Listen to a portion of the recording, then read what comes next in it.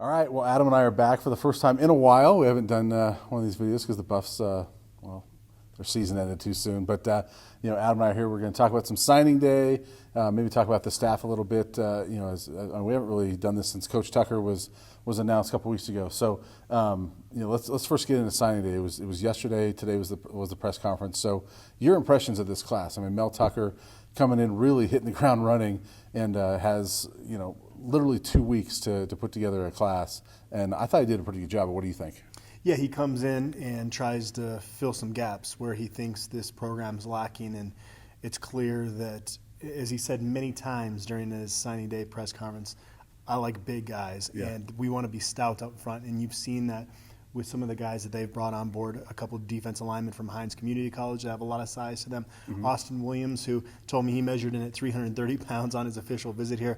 McIntyre staff liked guys that were leaner and tried to build them up. Mm-hmm. We clearly see that that's not going to be the case with Mel Tucker. Now, they did lose 4 defensive back commitments throughout the course of the coaching change, and they only signed 1 safety and 1 cornerback, both really good, talented guys. But you look at the roster breakdown of what they inherit here, and one thing they really need to do is fill in those underclass years with defensive backs. They need to get some safeties in here, especially we heard Mel Tucker talk about how they're going to be in nickel or dime 90% of the time. They've got Aaron Maddox coming back, Hassan Hippolyte, Isaiah Lewis we'll see, but they really don't have much in the pipeline there. Yeah, they really don't. And, I like Aaron Maddox. I'm excited to see what he can do. But, you're right. I mean, there's not a whole lot there safety. There are 8 spots to fill. You can probably fill about 8 spots between now and February. Mm-hmm. Do you expect that's where they might emphasize is defensive back, not just safety, but corner as well? Yeah, I'd be surprised if they end up signing 8 more, if about half of those aren't DBs, to be honest with you. Then, Mel Tucker, he kind of eluded the question when we both asked him about specific positions and how they're going to fill them. And then from there, you probably go best available. Quarterback, I don't know. I asked him about that. He didn't really give a definitive answer there. It's tough this late in the game.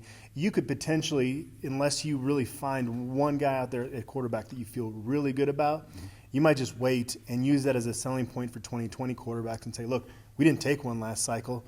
Steve Montez is going to be a senior. You can come in and play right away. Arizona State had a really good quarterback class, and I think they were able to kind of sell that ability, that possibility for early playing time. Yeah, I think it's been 20 years or so since CU didn't have a quarterback in its class. So it'd be interesting if they don't get one because we're so used to seeing at least one, usually about one. But the other thing that kind of surprised me, and it is early, they can still change this, but nobody from Texas. And that's been obviously an area that when Cheverini came in here, Texas was a priority. There's nobody from Texas in this early period. Are you surprised by that?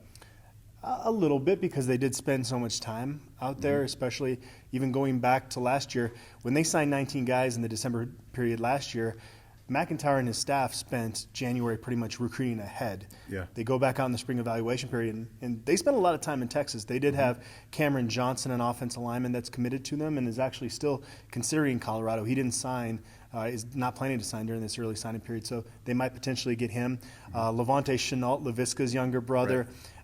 Kansas is trying to get him there. The receivers coach that recruited him to Texas Tech went to KU.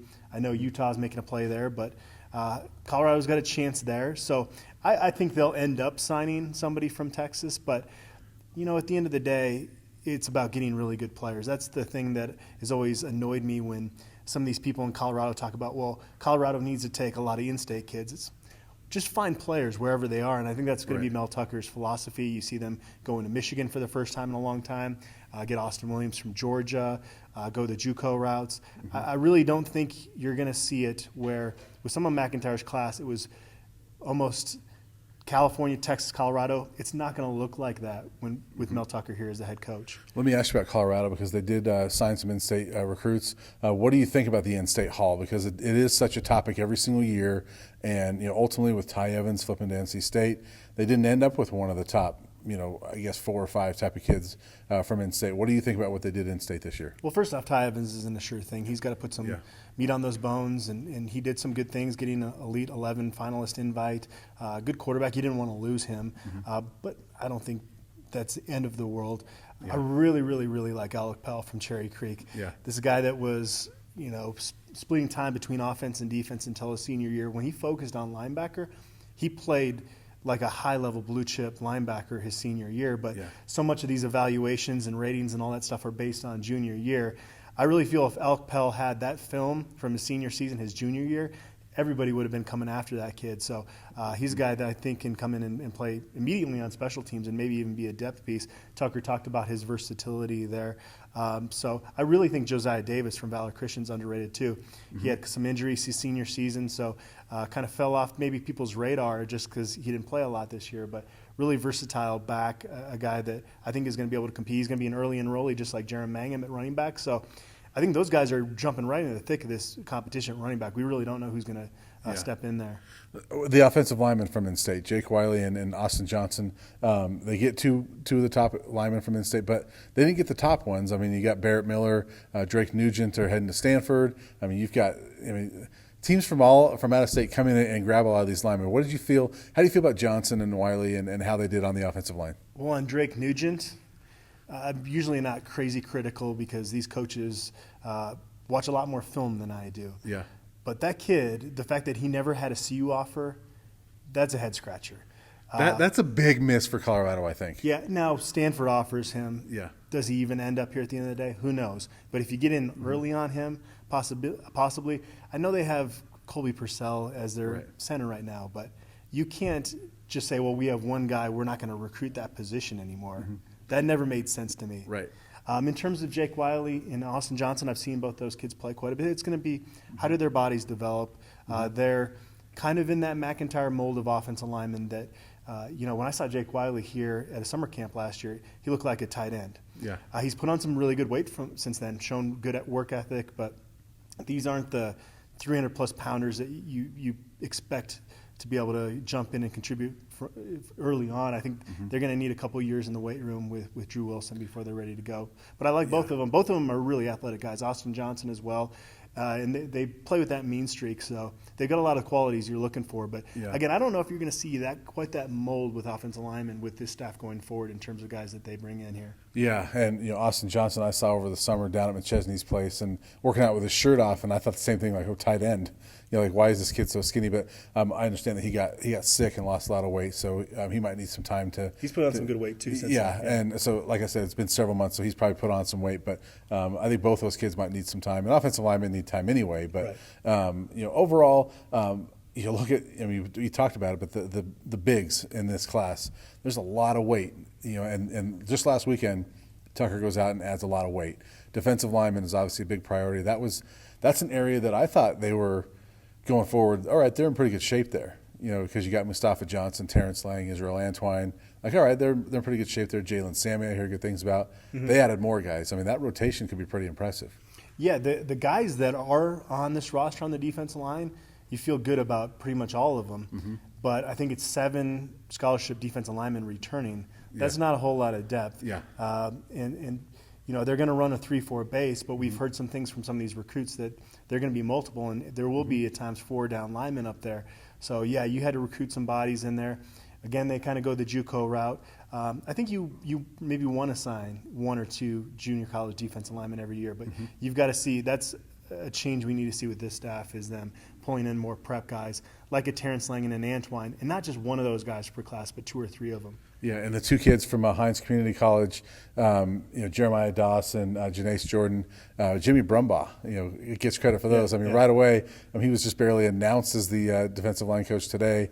Well, he'd already made an impact in recruiting. Lands those 2 kids. Those are 2 that, in talking to the Hines coach, he was planning on bringing them to Maryland had he stayed there, and so here they are following him to Colorado. So they're big guys. And Janaz Jordan played running back in high school. If you haven't seen that yet, that's one of the highlights of all the signing day film, I think, is watching him play running back. Yeah, I asked Mel Tucker if there's going to be a package in there, and he made a joke out of it. But he didn't say no. He didn't say no. Maybe there's going to be a William Refrigerator Perry package here at CU. Yeah, that could be kind of fun. He looks good running the ball. He's just – he's a big dude, and I don't know how he didn't rush for like 3,000 yards. Nobody could take him down. But so let me ask you, 17 guys, including the transfer tight end from Auburn. Is there a kid in this class that to you is your favorite, like somebody that you think is whether it's the best player, whether it's a sleeper, somebody that kind of jumps out at you? I would say most talented guy that jumps out is Mark Perry, just a really solid, versatile defensive back. Mix in the fact that they need more safety still, but a position of need, he's a guy that I could see coming in play. Really personable kid. Mel Tucker talked about how people are drawn to him. He's going to be a catalyst for, I think, this late signing group. He's going to be out there in those group texts and trying to get guys on there. Vatafu Salveo, probably butchering his name, but the last staff worked really hard to keep him quiet because he had a red shirt academically to get everything in line to be able to transfer to a 4-year school, get that AA degree. And so he just fell off the radar of everybody. If he was eligible last year to transfer, he was an all-state guy as a freshman and sophomore. They're at the Modesto Junior College, the same junior college that produced Mustafa Johnson last year. He would have had a lot of people after him. Texas was sniffing around. He is a mean dude from American Samoa. You just love his attitude. I would be surprised if he's not a starting offensive guard in 2019. Josh Allen, see a guy that you see starting inside linebacker next to Nate Landman? Could happen for sure. He's got some more academic work to get done before he can transfer here. You'd like to see him try to get here early summer to at least learn the playbook before camp starts because at linebacker, you got to know what's going on. And so that's going to be the biggest the learning curve for him is to learn the mental side of things here because he is a really good athlete, versatile, flies around. Mel Tucker said he's a 3-down type of linebacker. He's a little bit on the thin side, but we've seen guys at that 220-ish range do okay at linebacker. Kenneth Olabode a couple years ago was about that. So you maybe want to put 5-10 pounds on him, but I think he could be a guy that could play early as well. Then just last thing, we'll shift over. The staff is slowly coming together. They've still got 3 more spots to at least announce. But what do you think so far of Tyson Summers at defensive coordinator, Jay Johnson offensive coordinator? They've kept 3 guys, hired a couple line coaches. What do you think overall of this staff so far? They have big personalities. They came into this room, and you knew their presence today. Yeah. Especially Jay Johnson was really vocal. I wasn't quite sure what kind of personality he would have. You talk to people out of Georgia. He was Jim Chaney's right-hand man. Fromm called him kind of the unsung hero. So very clear that they're going to start with the ground game. That's going to be their emphasis here. And Mel Tucker talked about one of the reasons he hired Jay Johnson is because he understands how offenses and defenses have to work together. We saw last year, it wasn't that the staff was trying to go 3 and out, but they left this defense out to dry in a lot of games. And so I think you're going to see an emphasis on trying not to have that happen going forward. Tyson Summers, I had a chance to chat with him a little bit. You talk to people in Fort Collins, they thought he did a good job in his 1 year there. Gets a head coaching job. Things didn't go all that well. Tyson told me, hey, you learn from experiences like that. Now I know, okay, I'm going to handle that a little bit differently now going forward. Yeah. So he seems to have learned and grown from that. And, he understands how you have to be multiple to play defense these days, especially in the Pac-12. So, I have a good impression of those 2 guys after hearing them today. Yeah, I agree with you, and I like the line coaches as well. Chris Kapilovich, I think is how you say his name. Jimmy Brumbaugh, both come in with a lot of experience, and Kapilovich was offensive coordinator at North Carolina. So I like the pedigree of these guys, and I like the guys they brought back. I mean, I think Ross Ells is very popular on the staff. Darian Hagan, Darren Shiverini, they've all done a great job. So I like the makeup of the staff so far. One thing I wanted to add was, I'm sure fans that were watching the press conference heard Mel Tucker say we're going to use the tight end a lot. What did you think of that? And they bring in the kid from Auburn. So what did you think? Well, it's obviously a good concept to have. I don't know if they quite had the personnel, honestly, in recent years to use the tight end. Jalen Harris coming in here, the main reason that he left Auburn is because they wouldn't throw to the tight end there. Yeah. So we don't really know what to expect from that, but the kid's always wanted that to be part of his game, so we'll see how that works out. If you have the talent there, and Popolowski, when he's healthy, could definitely be a guy in there. It's a big deal because you create mismatches by getting the tight end involved. Now, Laviska Shenault quietly did that at times last year out of the tight end role, and people, because he's listed as a receiver, didn't really recognize that. So it's very key to get the tight end involved. But on the last staff, part of that's on them that they didn't have that difference maker guy because when McIntyre was at San Jose State, they had a record-breaking tight end. So that was the issue. Maybe they didn't recruit that guy, although, again, Poplawski, I think, could develop into that. Yeah, so I did catch up with Mel right afterwards, and I asked him more about that, and he said, look, he goes, I'm not bringing in a grad transfer to not use him. Right. And he said, he told me he loves using the tight end as a weapon and thinks that's a big part of an offense. So he actually said to me, when you look at teams that are most successful, they're using a tight end somehow. So I think we're going to see that a little bit more, and we can maybe stop having that question asked all the time by the fans. So we'll see. But on the guys returning, it would have felt very strange walking into the Champion Center if Darian Hagan wasn't on staff. He's been here for so long, right. and he's done a good job as a running backs coach, and even as a recruiter. He's one of those guys that's not going to be the primary guy on 7 or 8 recruits in a cycle, but the 2 or 3 that he's the primary on seem to be really good players, and he does a good job of kind of working his way and becoming part of that recruit's family almost, and he does a good job in that sense. Well, awesome. Well, that'll do it for this video, and probably, I guess, for this year, and maybe till spring ball, I guess. So, are you going to miss me, Brian? I am going to miss you. It's been a lot of fun this season, and we were hoping to do this from the Cheez-It Bowl, but that didn't happen. I'm going to have a big bowl of Cheez-Its the day after Christmas to celebrate. I don't know about you. That's not a bad idea. Not a bad idea. Kind of.